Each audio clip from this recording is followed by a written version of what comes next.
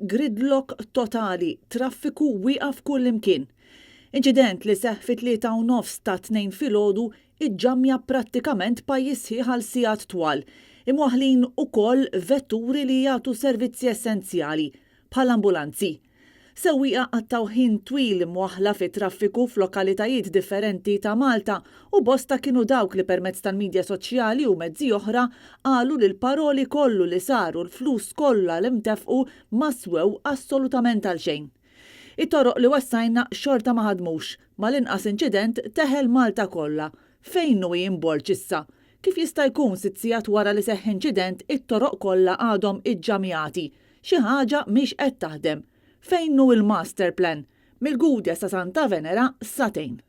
Dawn kienu biss ftit mill-ħafna kummenti li ltqajna magħhom. Il-konġestjoni li nħolqot ħarbtet il-ġurnata ta' ħafna tfal spiċċaw daħlu l-iskola fl-10 ta' filgħodu.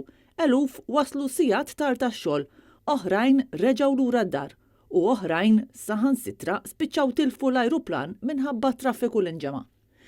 Din is-sitwazzjoni żviluppat wara li fis-sigħat bikrin ta' 2 filgħodu seħħ inċident f'Santa Venera b'karozza titlef il-kontroll u s-sewwieq żagħżugħ jindarab serjament tant li jinsab fil-periklu li jitlef ħajtu. Skont stqarrija uffiċjali tal-Pulizija, ir-raġel ta' 22 sena li huwa minn Naxxar tilef il-kontroll tal-vettura tiegħu u ħabat f'ħajtu f'xi strutturi fil-ġenb ta' triq. Dwar il-każ infetħet inkjesta maġisterjali minn Noel Bartolo filwaqt li l-Pulizija għadha qed tinvestiga. Kawża tal-inċident il-bypass ta' Santa Venera direzzjoni msida ingħalqet għat-traffiku għal sigħat sħaħ. Dan ħoloq bottleneck li kkawża gridlock totali fit-toroq mhux biss taċ-ċentru tal-pajjiż imma sansitra f'żoni li lin bħal Gudja, il-Mosta, Ħattart, Ħalqormi u lokalitajiet ferm aktar bogħod. Insomma, kollox fuq ir-rubin ikkummentaw xi wħud jistgħu mhux isiru flyovers f'dal-pajjiż għax inċident u daqshekk iwaħħal Malta sħiħa. Minkejja li l-Gvern ftit ilu assigurana li pajjiżna mhux se jibqa' impestat bit-traffiku.